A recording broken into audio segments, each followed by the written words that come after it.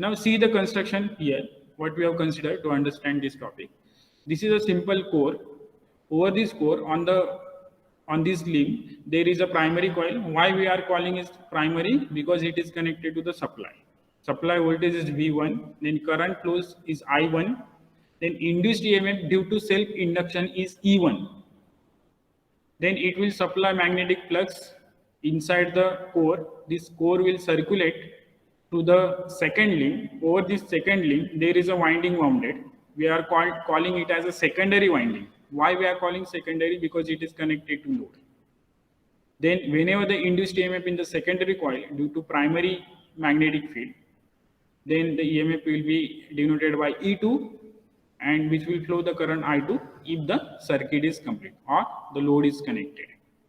So this induced EMF due to the primary winding in the secondary winding, this is called the Faraday's law of electromagnetic induction or mutual induction between two coils. Okay, so this is the principle. So you can draw this diagram and explain in detail. So here some terms that you have to remember. The primary supply voltage is V1, the primary current is I1, then induced EMF in the primary winding, this is due to self-induction. What is self-induction? The coil which is carrying current produces magnetic field, and in the same coil the EMF is induced. This is called the self-induction. And according to Lenz's law, this self-induction in the coil is opposite to the supply voltage. And this coil producing the magnetic field, this magnetic field will be circulated into the secondary winding.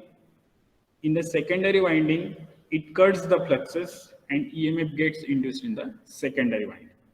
This induced EMF we can utilize into the loop. So this is what the mutual induction or the transformation action. Got this? Now, when it is step up, when it is step down, that we'll see in the next topic after EMF equation, that we'll see in detail. So if you understand the working principle, then we can move to the quiz. Do you have any questions for the principle of working? It is very simple. In the theoretical exam, this question may be asked for 3 to 4 marks. Explain the principle of working for the transformer, or in case of MCQ's point of exam, many question may be produced, like the working principle of the transformer is. So you have to find the mutual induction. Then maybe the questions like primary, about the primary and the secondary, the flux. After the principle of working, so next topic we have the EMF equation of transformer. So very simple derivation is there. So you need to just go through this derivation, and at the end, just remember the final equation of the EMF.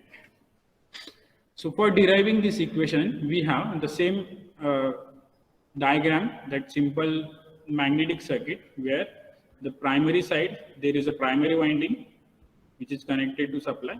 On the secondary side, there is a secondary winding where the load is connected. So primary side, the voltage is V1, current I1, induced EMF due to self-induction is E1, and the primary number of turns N1. Then flux phi, which will flow through the circuit. On the secondary side, secondary number of turns are N2, induced EMF due to mutual induction is E2, current I2, and terminal voltage will be V2. Now, one thing that you may have a question, that this primary voltage is V1 and induced EMF is E1. So what is the difference? The primary voltage we are giving and induced EMF in this, and the primary side is E1. So this E1 is due to self-induction. Induced EMF we are denoting by E, and supply voltage we are denoting by V.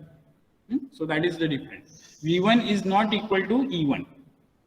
Because of there is a resistance, there will be losses, IR losses. Same thing at the secondary side. For this winding, this is nothing but the inductive coil, but there will be some resistance. And due to that, there will be IR losses. And due to that, the induced EMF E2 is greater than V2. The terminal voltage is V2 and induced EMF is E2. E2 is greater than V2. Why E2 is greater? E2 is the induced EMF. But when this voltage reaches to the load, there will be some losses, which is called the IR. There will be a voltage drop. After this voltage drop, we are subtracting from the induced EMF, then we'll get the terminal voltage. So that's why we are denoted this separately, E and the V. Okay, so for this we have N1 primary number of turns, N2 secondary number of turns, phi m, which is the maximum flux in the core, that is equal to Bm into A. This is the basic formula. That flux density is flux per unit area. So flux is equal to flux density into area. This is the maximum value, and F is the frequency of the AC supply. Now we know that there is a AC supply is given to the transformer. Transformer only works on the AC supply, not works on the DC supply. Always remember. Because mutual induction is possible in case of the changing magnetic field, not in the constant magnetic field. So always remember it works on the AC, not on the DC. If you connect for the DC, there will be a short circuit. Now, if it is having a AC, we know that for AC, there is a sinusoidal voltage. And the sinusoidal voltage for voltage and current. So obviously the sinusoidal voltage for the flux also. जे काय magnetic flux तयार होतं ते पण sinusoidal असणार आहे because of the supply is given which is sinusoidal. This flux is proportional to current. So how the current is changing, the flux also changing. Okay, so from the waveform we have flux phi is equal to phi m sin omega t. We have this equation for sinusoidal waveform. So consider the same equation. Phi is equal to phi m sin omega t. Now we know that according to the Faraday's law, the induced EMF in the coil is given by E is equal to minus N d phi by dt. This equation we know at the beginning of the second part in unit 1, we have seen Faraday's law. Right? So E is equal to minus N d phi by dt, where this N is the number of turns, this minus sign is due to the Lenz's law. Self-induced EMF is opposite to the supply voltage. So E is equal to minus N d phi by dt, and d phi by dt, which is the rate of change of flux with respect to time. So we have this basic equation. Now the maximum value of EMF per turn, which is N is equal to 1. This is not the maximum value. This is only the induced EMF per turn. So E is equal to minus d phi by dt. So here we have considered for single turn. आपण हे एका turn साठी consider करतोय single turn. Single turn असेल तर N is equal to 1. Right? So for N is equal to 1, induced EMF E is equal to minus d phi by dt. So N will be 1. Then put phi is equal to phi m sin omega t in this above equation. So what we are getting, so E is equal to minus d phi by dt, d by dt, and the value of phi m sin omega t. Now simply we have to take the derivative of this term. So what is the derivative of this phi m sin omega t? We have phi m, which is a constant, so minus phi m as it is. Derivative of sin omega t with respect to t. So sin omega t is cos omega t, and omega t having omega. So minus phi m omega cos of omega t. Then we can have the maximum value of the induced EMF per turn, and which is given by substituting omega t is plus minus 1. This is cos omega t is plus minus 1, not only omega t. Cos omega t, which is equal to plus. Why we are putting plus minus 1 for cos omega t? Look at, we have this waveform. Right? This waveform is continuously traveling. So at this point of touching to the ground, we have cos 0, which is equal to plus 1. Then it is having 180 degree. Then we can have cos 180 is minus 1. So again 360 degree, it is plus 1. Again the next touching to the 0, it will be minus 1. So average of this will be plus 1 minus 1 for the half cycle. then the maximum value of this induced EMF will get whenever this cos omega t will be 1. Whenever the value of cos omega t will be 1, then and then we'll have the maximum value for this EMF. By the way, if it is 0, then it will be 0. If it is at the middle, then it will have half value. When it is 1, then it will have maximum value.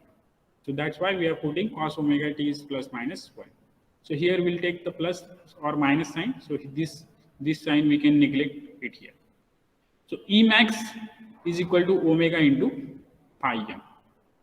Only these two terms will be present. Minus sign we can neglect by taking it plus minus 1. Then omega's value, which is the angular velocity or the angular frequency, which is 2 pi f, and phi m as it is. So induced EMF in the maximum value, which is 2 pi f phi m, measured in volts. Then we know that RMS value in terms of the maximum value, very simple formula we have already derived. RMS value is equal to maximum value by root 2. So we can put this maximum value here. So 2 pi f phi m by 2. Now 2 pi by root 2, we have 4.44.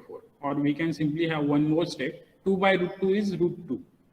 And pi phi m as it is. So 4.44, which is root 2 into pi, then phi into f, phi m into f.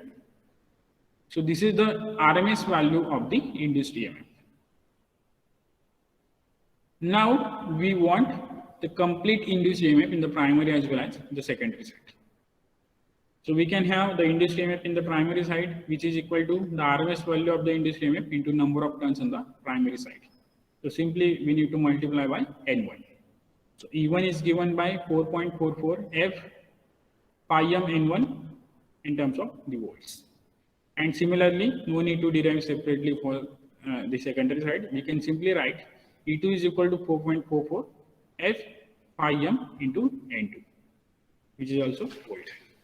So these are the induced EMF due to self-induction as well as due to mutual induction. So if asked in this derivation, we have to derive. Theoretical exam point of view, this derivation was very important. For this unit, this derivation was very important. So MCQ's point of view, you can remember the different points in this derivation. And more importantly, you must remember the final EMF equation of this derivation. Right? So these two derivations for E1 and for E2, you must remember. 4.44, which is a constant term, multiplied by frequency, which is a supply frequency, pi m, which is the maximum value of the flux, N1 primary turns. And for the mutual induction in the secondary coil, we only multiply by N2. Instead of N1, multiply by N2 and denoted by E2. So this is the derivation for induced EMF in the transformer.